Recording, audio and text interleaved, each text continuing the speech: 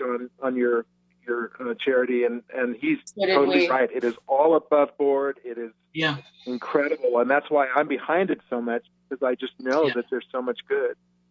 Mm-hmm. Yeah. So we and my team, and we just wish it was 501c3 like nonprofit, so that you don't even have to worry about that word scam. I mean, if it was incorporated as a nonprofit, I mean, that's something to work on maybe, where you wouldn't have to worry about that ever. I mean, you see, there was another barrier that I had, in as much as that, obviously, I did look into the possibility of registering the charity, but I was coming across brick walls there, because I think one regulation was that you have to be taking £5,000 a year to have to register.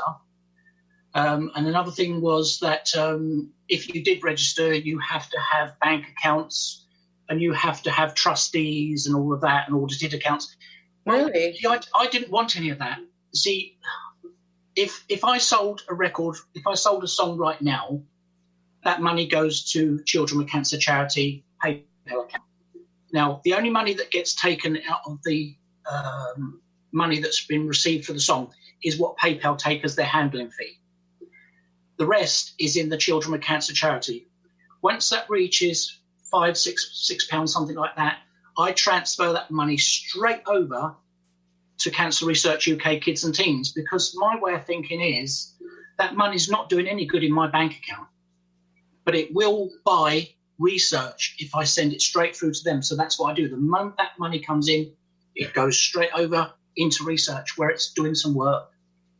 Which is what the organization it goes straight over to? Cancer and with Children and Teens? Cancer Research UK Kids and Teens.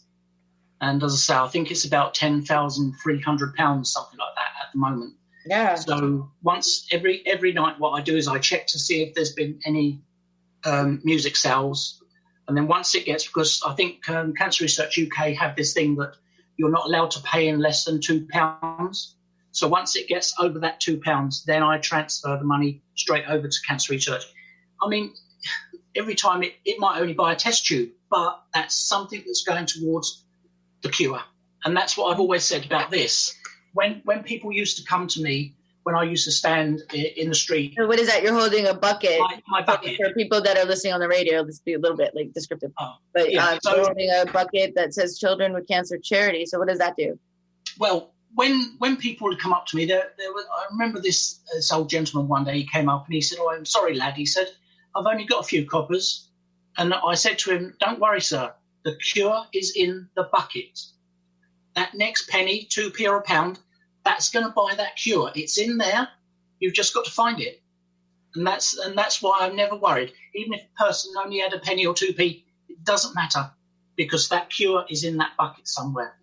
Or at least, even if it's not the cure, it's going to help a family that can't afford treatment or can't afford traveling to the hospital, like St. Jude's Children's Hospital or John Hopkins this is what, or whatever. One of my pages that I set up, because I noticed out there that there's a lot of parents that have got giving pages for their child, where they're trying to raise money for their child to have treatment.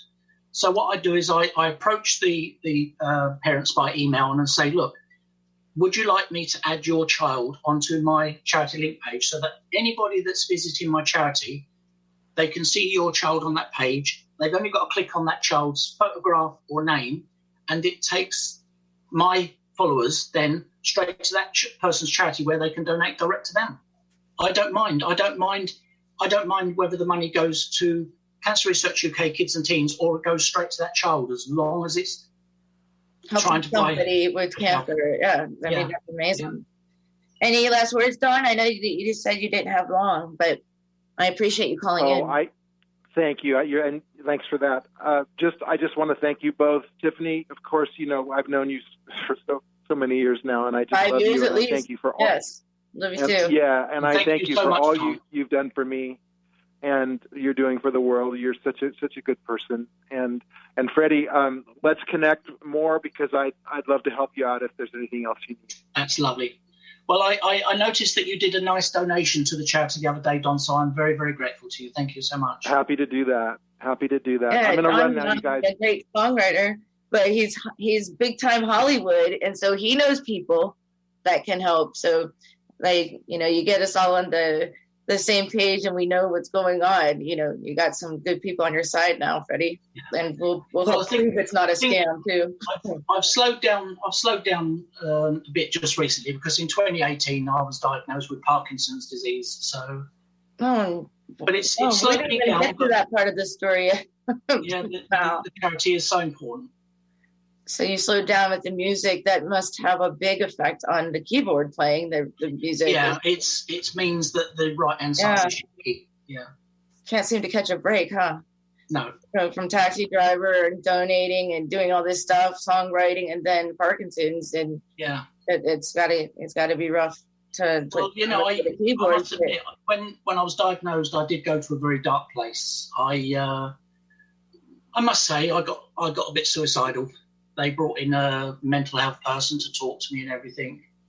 And I think what actually brought me out of it was thinking, what am I complaining about? I look at these children that have got cancer and I think they've got something to complain about, not me. Parkinson's, I'm in my 60s, you know, so it brought me out of it. I would say that the charity and the music and the artists and followers, that's what brought me through.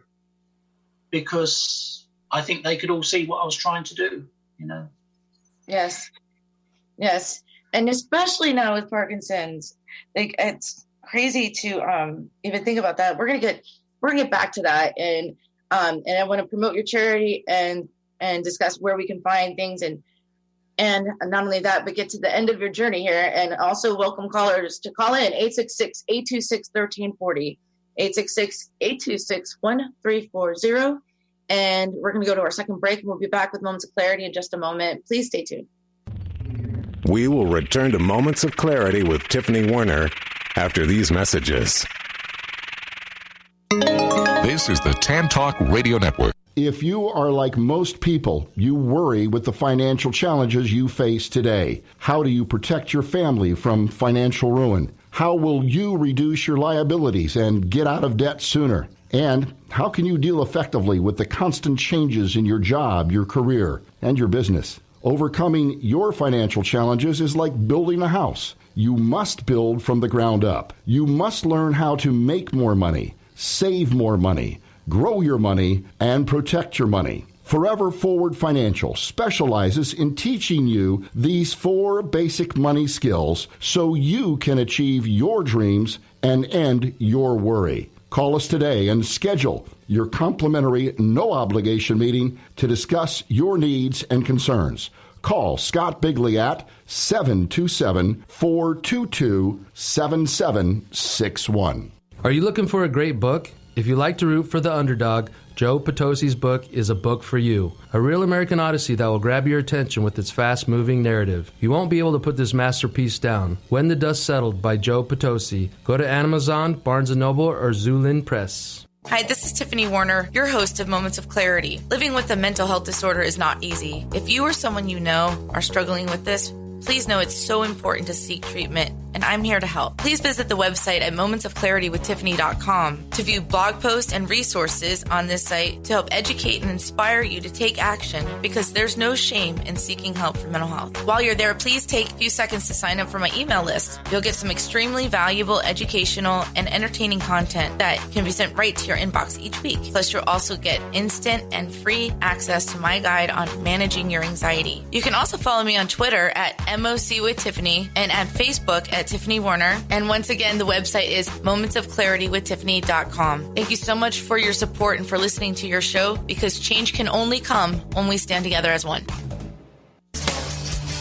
Hi, this is Tiffany Warner, your host of Moments of Clarity. I'd like to give a shout out to musician-songwriter Don Lawson, who wrote, produced, and performed all the vocals and instruments on my Moments of Clarity theme song. Don gained his inspiration as a mental health counselor himself. He's always looking for artists to record his songs, and you can hear more of Don's music at reverbnation.com/Don Lawson. You can also check him out on Twitter at Don Lawson Music. Thank you so much, Don, for your contribution to Moments of Clarity and ending the stigma on mental health. It's awesome.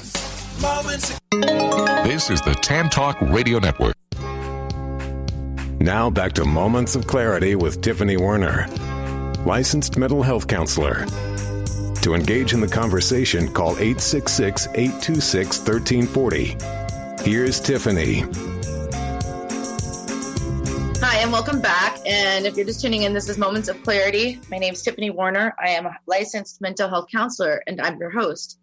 My guest today is calling in from the UK, Windsor, the United Kingdom, and has gone through so much and has used his hardship towards good, and from half of his body being paralyzed to learning the keyboard to composing songs and music, then losing friends to cancer, deciding to start a charity foundation called Children with Cancer Charity, and have people donate the songs. And when we buy the songs, all of that money goes straight to a cancer charity organization. And I want to welcome back to Moments of Clarity, Freddy Stratton. Thank you so much, Freddy. And before we went on break, you just popped out and said that you had just been diagnosed with Parkinson's, and that, yeah, of course, that must have been a very dark time for you. And you said that you had gone into a dark place and feeling suicidal. And, I can understand, situational depression, all that, not only being diagnosed with a chronic illness, but then having to give up what you were doing that you loved and passion, and not give up, but slow down. Anyone diagnosed with a chronic illness, they can go into that dark place. And how did you pull yourself out of that? I think it was the children with cancer that did it. I think that I suddenly realised that perhaps Parkinson's wasn't as bad as being a young baby that's got cancer and have had no life. And I think that I just realised that there are a lot of people a lot worse off than me. And so because I had the music, because I had the charity, it gave me a reason to just carry on and push it. And so I spend so much time of my life now, even though my wife, she's at home at the moment because of this self-isolating. She knows that I come up and I'm concentrating on the charity, because I could say that what I want in my life, I'd like to find a cure for children's cancer before I go. It would be phenomenal. And I think a lot of people aren't even focusing on that, because everyone's focusing on the vaccine for the coronavirus right now too. Yeah. Somebody could actually come up with a charity for that too. You never know. Yeah. I actually I see it coming. Yeah. It wouldn't surprise me. Actually, this is what I've always meant about, even if only 1 or 2 pence went in my bucket, my motto has always been the cure's in the bucket. That somewhere in there, that next penny or 2p, that's going to buy the cure. That's. It's for people like yourself that are actually doing something to contribute to those that are trying to fight hard to figure out ways to fight and find cures for these things, because first of all, an awful way for people to go through. I've lost 3 family members to cancer. Yeah. So, my father, my grandmother, and my uncle. It's horrible to watch somebody go through. The strangest thing is that, the best pickup I have is when I've been standing at the doorways with the bucket, and somebody had come up to me and they either shake me by the hand or put their arm around me and say, "Thank you very much for what you're doing." You then realise that it's all worthwhile, That bucket you're holding up, you went door to door with that? No, what I did, the local garden centre, I used to go fortnightly and stand in a doorway and just sit there with the bucket and just wait for people to donate. And because I have the T-shirt on and the bucket, and it would be nice, because people used to just put their coppers into it. And of course, we in the UK, we always say, if you look after the pennies, the pounds look after themselves. Right. So you sit out like in front of a mall or a grocery store or something like that? In the doorway of a garden centre. What's a garden centre? Sorry? What is a garden centre? Basically just a big shop that just sells plants and fencing and things like that. So I would say, my wife works for probably like a Home Depot or a Lowe's or something that's they